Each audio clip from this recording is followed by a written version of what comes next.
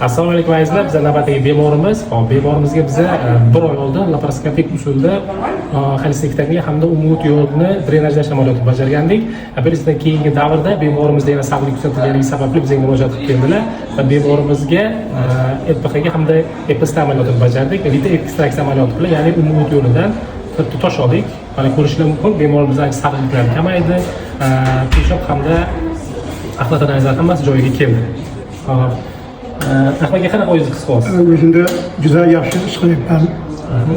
Muhtaram, hurmatli respublikadoshlar, haqiqatan men bu yerga shu juda og'ir xastalik bilan keldim. Hozir yuzim yorug' bo'lib, oilamga, uyimga, bolalarim yoniga qaytyapman. Bu shifokorlarga katta rahmat, muomalalar uchun, qilgan xizmatlar uchun mendan rozi bo'lsin. Bu kishilar xalqning xizmatidan hech charchamasin. Yaxlarga katta rahmat. Ishonaveringizlar. Juda bir og'ir darajamizda keldim. Yaxlarga katta rahmat. Rahmat. Yuzlari yorug' bo'laversin, bolalarni yashirin. Sog' bo'ling. Katta rahmat sizga ishonish uchun.